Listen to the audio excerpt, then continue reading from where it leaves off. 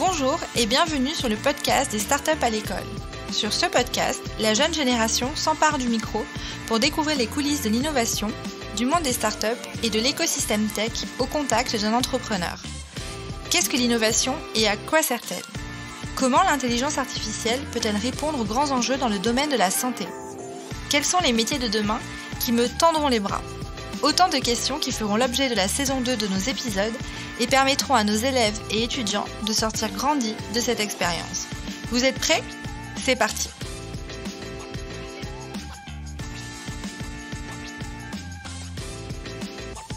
Bonjour à tous, on se retrouve aujourd'hui pour un nouvel épisode en compagnie de Nicolas Martinois, cofondateur de Alta Voce, et 3 élèves de seconde du lycée Paul Langevin. Bonjour à tous. Bonjour.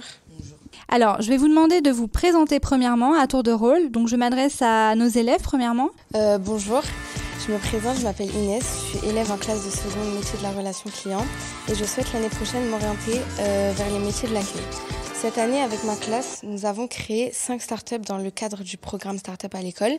J'ai bien aimé cette expérience car nous avons fait des activités variées, logo, blason, vidéo, carte de visite, fiches produits et d'autres également.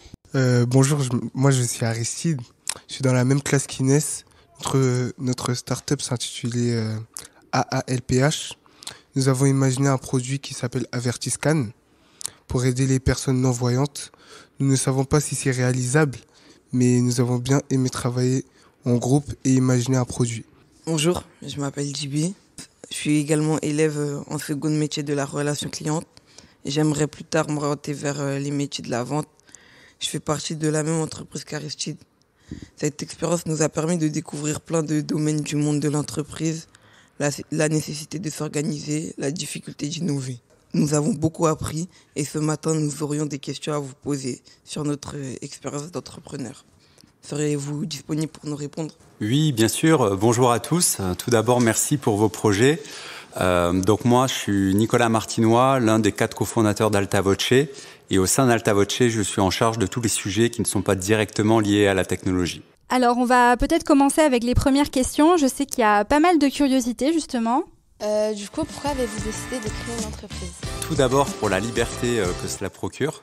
Parce que quand on est entrepreneur, on a toujours des comptes à rendre, mais pas un employeur, pas un manager. On rend des comptes à ses actionnaires, on rend des comptes à ses associés. On a aussi des responsabilités envers ses salariés, mais on est quand même globalement beaucoup plus libre. Et on est aussi et surtout libre de la stratégie qu'on met en œuvre et on n'est pas en train d'exécuter la stratégie qui a été établie par quelqu'un d'autre. Deuxièmement, ce qui fait que je me lève le matin, c'est la volonté d'apprendre. C'est parce que je sais que je vais apprendre des choses dans la journée. Et lorsqu'on est entrepreneur, on apprend constamment puisqu'on est tout le temps en train de faire des choses qu'on ne sait pas faire. Donc on apprend à les faire et ça, c'est très enrichissant. Et le dernier aspect, c'est pour jouer un rôle positif sur la société. Parce qu'en tant qu'entrepreneur, on participe à la croissance, on crée des emplois. Donc chaque salarié qu'on embauche, c'est un chômeur de moins. On va payer des taxes, des impôts et en fait, on est content de le faire parce que c'est ce qui finance le système dans lequel on vit, donc les retraites, la santé, le chômage. Et donc, c'est aussi une fierté de participer à tout ça. D'accord. Depuis combien de temps existe-t-elle ? Alors, on a été créé en février 2020, donc timing parfait, juste avant le premier confinement. Combien êtes-vous à y travailler ? On est 3 associés opérationnels. On a un 4e associé qui, lui, ne travaille pas directement pour Alta Voce. Et on a surtout 2 salariés dont on est très fiers. Avez-vous eu besoin d'argent pour créer votre start-up ? Alors oui, bien sûr, qui n'a pas besoin d'argent ? Donc on a toujours besoin d'argent pour développer un projet, une start-up. Et donc cet argent, c'est premièrement nos économies. C'est des subventions qu'on va chercher, qu'on réussit à obtenir, mais aussi des prêts qu'on prend à titre personnel pour développer la start-up. Et lorsqu'on a de la chance, on a aussi de l'argent d'amis, de la famille. Et c'est tout cet argent dont on a besoin pour se lancer, pour ensuite pouvoir obtenir l'argent d'investisseurs qui croient en notre projet et en l'équipe. D'accord. Comment vous est venue votre idée de produit ? Alors en fait, c'est mes associés qui ont eu l'idée. Donc moi, je les ai rencontrés, j'ai beaucoup apprécié leur idée. C'est comme ça que j'ai décidé de rejoindre l'équipe. Mais eux, ils travaillaient dans le domaine. Ils avaient développé donc la technologie à partir de leurs connaissances, mais aussi de leur travail précédent. Et ils ont trouvé donc des domaines d'application pour ces innovations. Donc c'est une innovation qui est protégée par un brevet. Et donc ils ont eu l'idée de faire une entreprise à partir de ces technologies. À qui allez-vous vendre votre produit? Alors notre produit, il est déjà vendu. On a cette chance. Donc on a réussi à le vendre à plusieurs centres d'appel. Parce qu'on est dans les technologies vocales. Donc les centres d'appel ont un intérêt à utiliser des technologies d'augmentation vocale, puisque la voix, il faut bien le dire, c'est le principal outil de travail des agents qui bossent dans les centres d'appel. Mais on a aussi donc la volonté de vendre notre produit auprès d'acteurs de l'industrie musicale, c'est déjà le cas.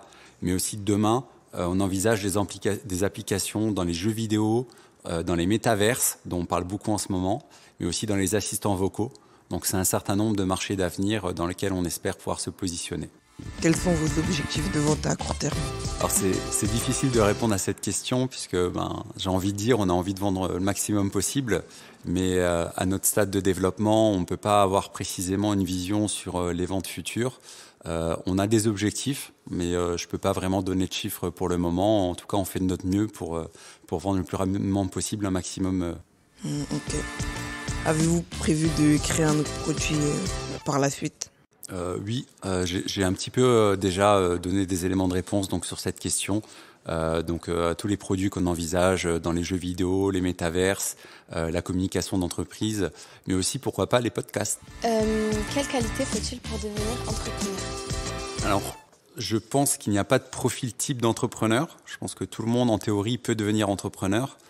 Ce qu'il faut avoir ou développer, parce que tout peut s'apprendre, c'est d'avoir un esprit entrepreneurial. Donc cet esprit, ça consiste à vouloir créer, à vouloir innover, à aller de l'avant, à ne pas se décourager. Donc les qualités d'un entrepreneur, c'est déjà de maîtriser ses risques. Il faut être confiant, il faut être optimiste, résilient, il faut être persévérant, mais je pense surtout la qualité principale d'un entrepreneur, c'est d'être convaincant. Parce qu'il faut convaincre à la fois ses premiers clients, des investisseurs et puis aussi des employés de venir travailler pour une start-up qui n'a pas forcément les mêmes perspectives d'évolution à leur proposer qu'une grande entreprise. D'accord. Quel est votre parcours? Alors pour ma part, j'ai un diplôme d'école de commerce et j'ai fait une première partie de carrière dans le conseil où j'ai pu aider des entreprises sur des sujets d'organisation mais aussi de finance ou de marketing en France et aussi à l'étranger, en particulier l'Afrique. Racontez-moi une journée type selon vous. Alors, il n'y a pas vraiment de journée type, et c'est aussi ce qui fait tout l'intérêt du métier.